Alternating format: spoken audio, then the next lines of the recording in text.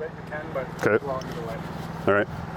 All right, here today on, believe it or not, folks, December 15th in Minnesota, 45 degrees, maybe even a little warmer right now in Annandale, Minnesota. Today we're going to highlight the Core Pro fiber optic splicing trailer built in Litchfield, Minnesota by a company called Intellicore. They started in the ice fishing business, so they got Core Ice. I prefer to call this Core Splice. They prefer to call it Core Pro, but I'm going with my marketing name today. So, first of all, let's notice the ground clearance and notice these back corners of the aluminum frame on the trailer. These corners are not square. They're cut off at an angle, so coming in and out of the road ditches, you're not going to hit at the bottom. You have 16 inches of ground clearance minimum from the frame to the ground. And then, thus, you need a good step to get into the trailer. Real simple. Trailer doors unlock, so it'll open up right away. But you open it, and then there's a magnet over here. Keeps it in place. No heavy latches, but a magnet keeps the door in place while you're accessing. Then we'll start with the floor of the trailer. This is a cutaway from samples left over at the factory. You can see the thickness of the insulation. This is the bottom panel. The top panel is like a rubberized surface, but then in between here is a corrugated surface or a corrugated material. So if a heavy wrench or something gets dropped on this floor, it doesn't crush and stay crushed. This corrugated material can pop back up and keep the floor nice and level, even though if you drop something heavy on it. Okay, here we are in the interior of a standard off the rack Core Splice Core Pro trailer.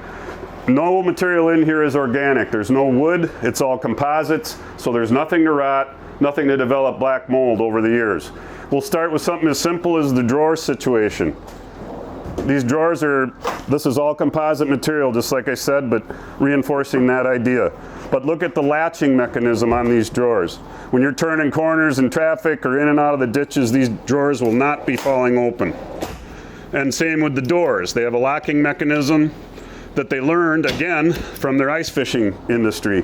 And ice fish houses go up and over rutted ice and breakage in the ice, and they have to take a lot of abuse, and they learned that in the ice fishing business and brought it into these trailers. So we've got built-in heaters, built-in AC, you got a 20-gallon fuel cell that is up in this corner, of course access to the outside to put the gas in.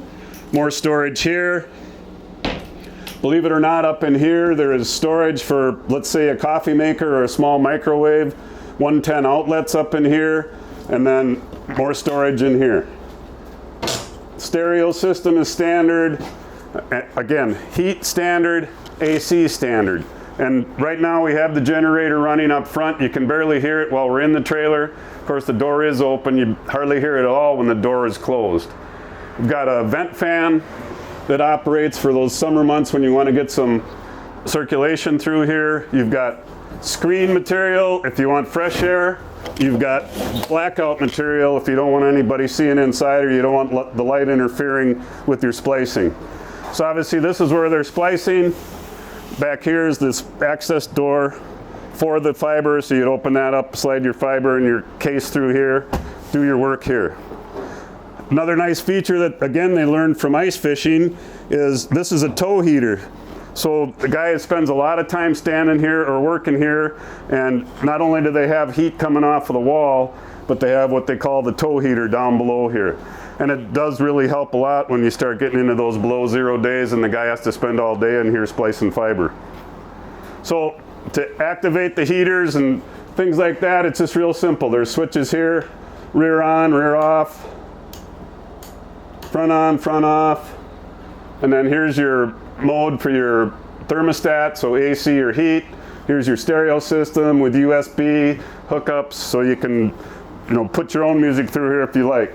Again, the floor is what we showed you with that cutaway. That's this black material that we're on. And then they've also got a system that they call the core rail. So this aluminum extrusion allows people to hang certain buckets here or tool buckets or other things, and you can just get the adapters from Core or from us at FS3, and then you can hang all sorts of equipment here and hold it down securely. You'll notice the interior lighting. It's all LED. Where'd the dimmer switch go? Here's the dimmer switch. So well thought out, gives them plenty of light. even in the winter months. That's pretty much it for the interior. You can customize this. They do have custom options, but this is like we said at the beginning, this is right out of the factory, a standard unit. Okay, now we'll concentrate a little on the exterior of the core splice trailer.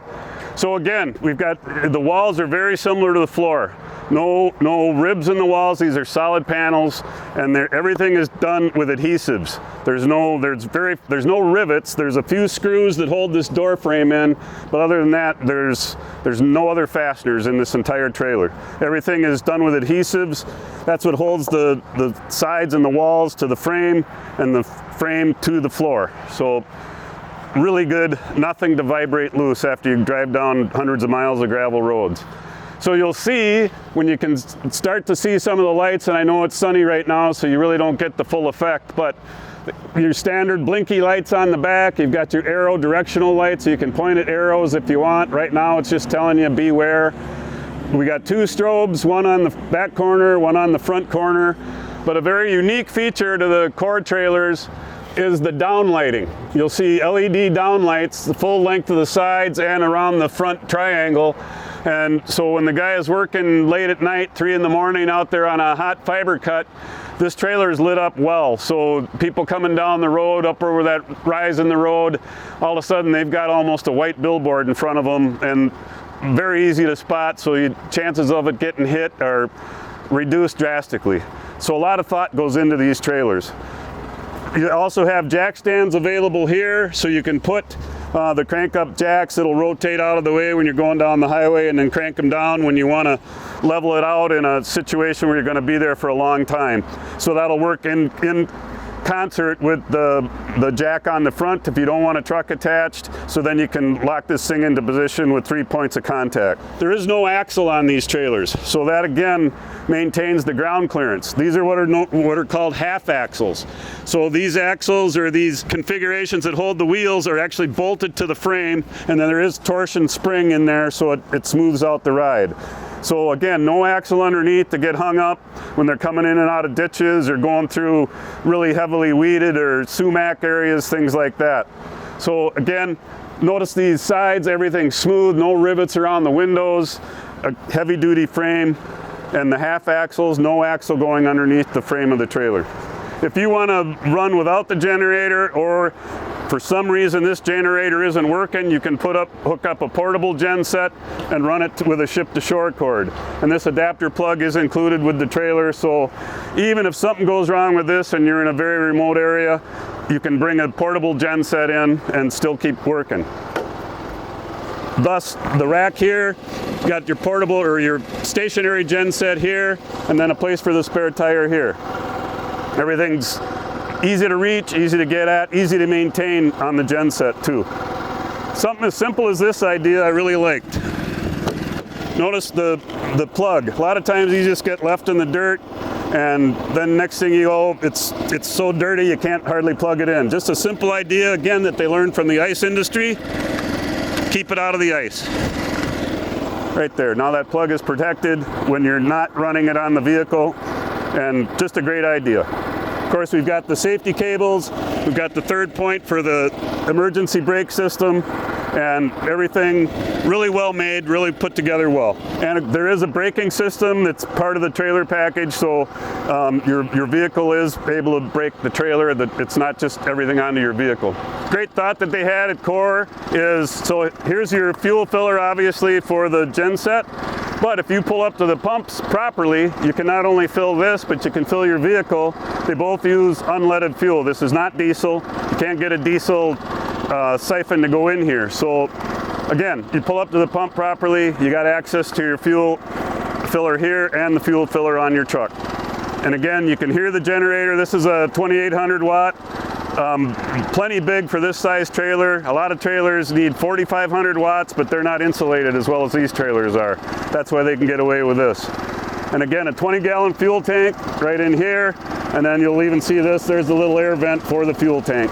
Another feature that the Core folks thought of is this racking system. I know we mentioned it before, but I did forget to mention that you can add to this. So you want to put another section up here, still be able to get at the spare tire.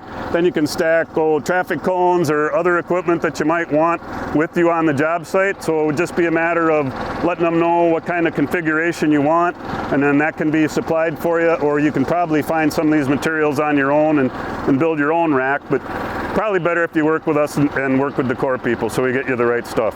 So again, you can just keep adding materials and you won't interfere with your backing up or turning corners or anything like that. Just as a double precaution, we're going to concentrate on this for a second. You see the sign right here, deadbolt must be engaged during transport. You can see the deadbolt, it's the lower piece of metal that you can see. So now it's not engaged, now it's engaged.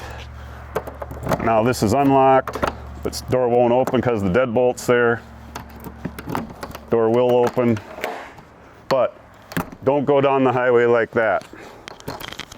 Make sure that the deadbolt is engaged. And then this is locked when it's sideways, and you can remove the key. Okay, and then one last feature of a Core splice trailer. You'll notice it is not a straight flat end like a lot of the other aluminum trailers are these days. It doesn't come to a sharp point though either, because we don't want to minimize your amount of storage or working space inside. But this does help drastically for the aerodynamics. When we bring the sides in slightly, the air comes this way, goes that way, and you can see the dirt from when we drove it up from the factory today, but there's hardly any dirt on the sides. The dirt is here, but it's not coming down the sides of this trailer. So again, aerodynamic, increase some of your mileage, especially when you're driving hundreds of miles a day trying to get to a job site. This is a very efficient system that they created with this front end of this trailer.